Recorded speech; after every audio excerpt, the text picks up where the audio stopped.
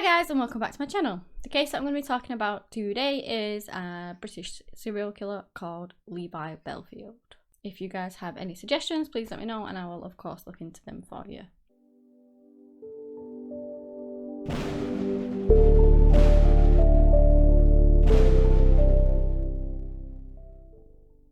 Levi Bellfield was born on the 17th of May in 1968 to parents Jean and Joseph, and he also had 2 brothers and 2 sisters, so they had quite a large family. They were all raised in southwest London. Now unfortunately, when Levi was just the age of 10 years old, his father actually passed away due to leukemia, which is obviously devastating to lose your father at such a young age. Like, it's just awful. I'm not sure much about Levi's childhood. I couldn't really find too much on it, obviously apart from him losing his dad, so I don't know whether there was any abuse or anything like that. I don't think there was, to be honest. I couldn't find any, so I can't confirm that or deny that, I guess. But as he started getting older, he would get into relationships with women and he would become quite aggressive and controlling with them. So there is one woman that he got into a relationship with that he would have children with. I'm not going to name any names, but their relationship began when she was in her late 20s. Now, I believe he'd asked her out a few times and she said no. She continued to say no for quite a while. She just recently lost her father and eventually she did give in and they began dating. And initially, everything was fine. Levi was such a loving, caring man. You know, everything was perfect. But as time went on, again, he became quite aggressive. He became very, very controlling, and he would also be abusive towards her.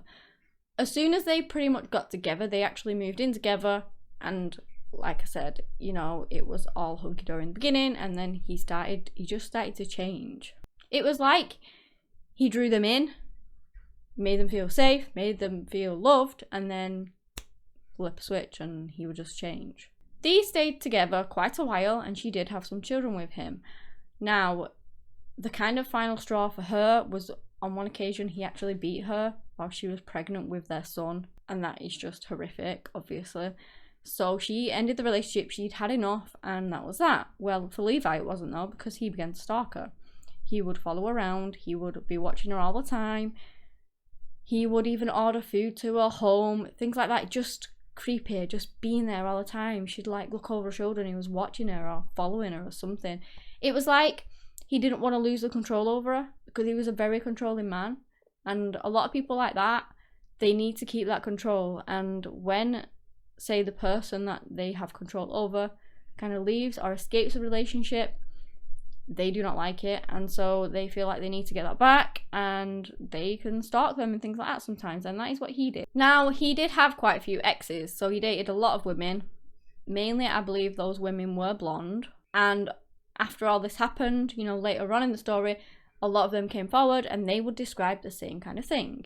Over the years, he would actually father 11 children with several different women, and they would enjoy his company initially. So, you know, they're thinking that they found this wonderful man that they want to have children with and start a family with, and then once they fall pregnant or whatever, he changes. And so, you know, they did have kids with him because they thought he was lovely at first. Despite him being aggressive and abusive, like a lot of people are, unfortunately, in this world we live in, it is a very cruel world. There's a lot of, you know, awful people out there, as you guys well know.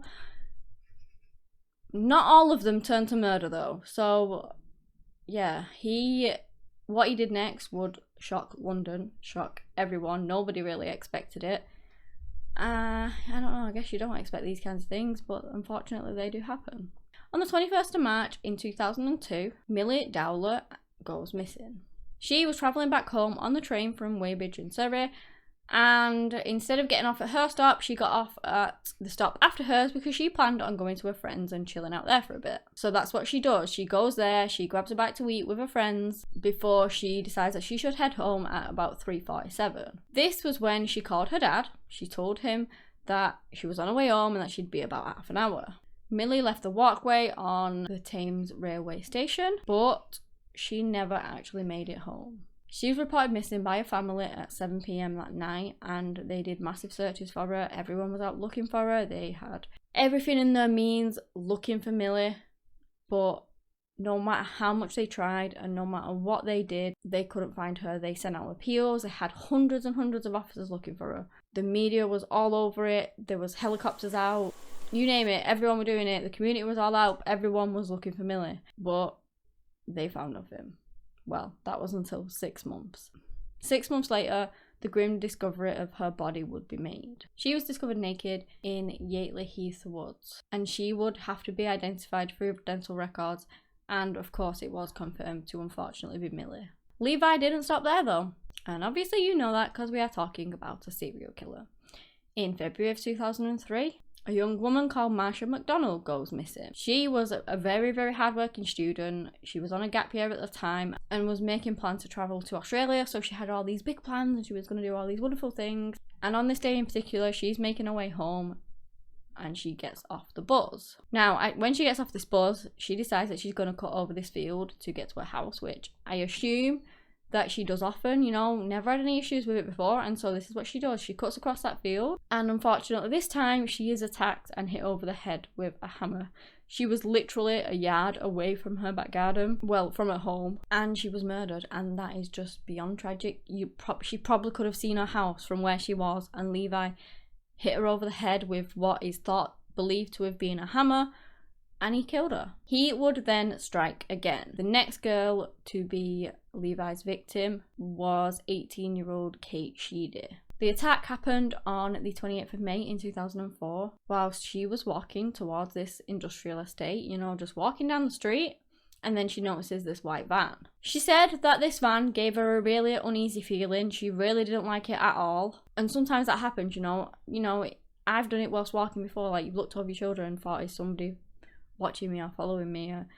Sometimes it's just a feeling you get, and because of that feeling she decided that she was going to cross over the road and, you know, avoid going near this van. This was when she heard the van turn over its engine and start. The van sped over towards her and literally ran her over. She was then under the car. It had ran her over and then it decided to back over her before then speeding off. Luckily, Kate managed to call 999 on her own behalf. She called for help and explained the attack, and amazingly she survived, which thank goodness, because that now left a victim who had survived an attack from Levi, and later she would come into play when she was able to describe his van. Now, the last person known to be associated with Levi's murders and attacks, and I say known to be associated with, we will get into that later on, but it is really believed that Levi did a lot more either attacks or murders than what he was done for and what he's admitted to. Actually, not admitted to. Just what he was, the evidence that they found to pin the crimes on him, it's believed that he did a lot more.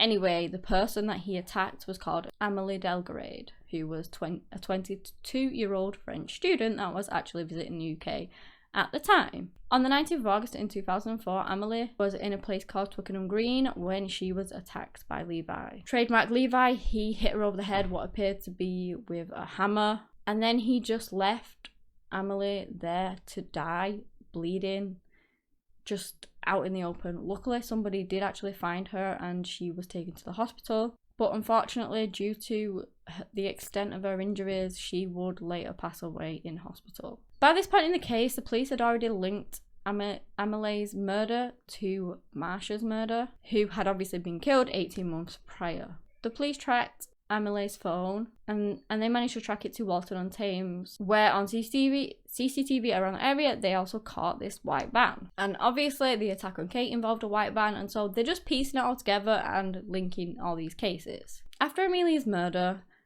the case was like publicized everywhere. It was all over the media, you know, it was everyone trying to get information on who had killed this woman. And this was when Levi's ex-girlfriend saw the news. She saw that she had been murdered and that she was blonde and that all these horrible things were happening to women, and she thought of Levi.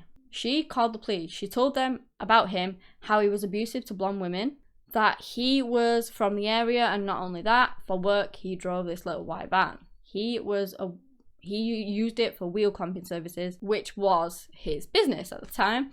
Now, of course, that is very important information because this white van has been seen on CCTV at one of the murders.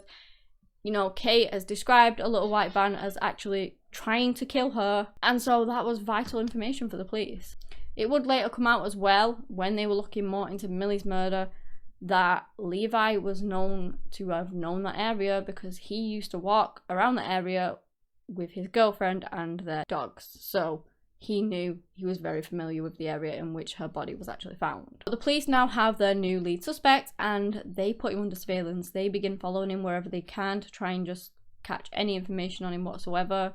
They're just building up the case and building up the evidence so that eventually that they can arrest him and charge him. Whilst he's under surveillance, they find him driving around in his little white van and he keeps on constantly looking and talking to these girls who are stopped at bus stops and things like that. They knew that he was very, very suspicious, and then he's in this van going around talking to women. It didn't bode well for Levi. And obviously they began forming the case against him. The police did manage to link Levi to the attacks, and of course he was arrested. When they actually found him though, he was hiding naked in his attic. Yeah, I don't know why, but he said that it was because he heard them come in or whatnot, and you know, he thought it was someone else. So he chose to hide in his attic naked. I don't know.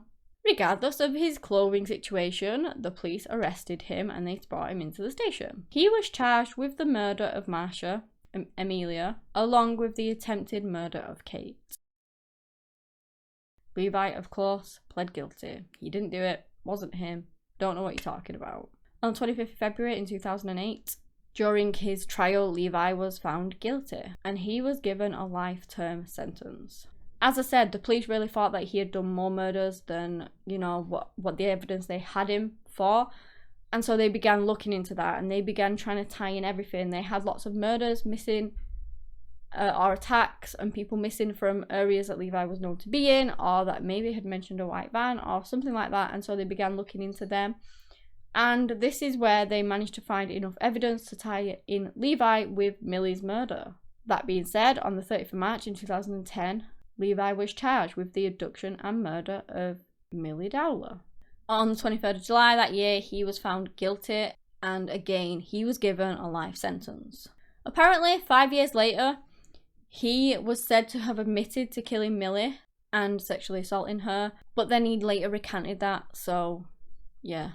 Levi Bellfield will never be released from jail for the attacks and murders that he has committed. Luckily, you know, thank goodness he's in there, because who knows how many more people he would just do these blitz attacks on. He literally didn't even know these people.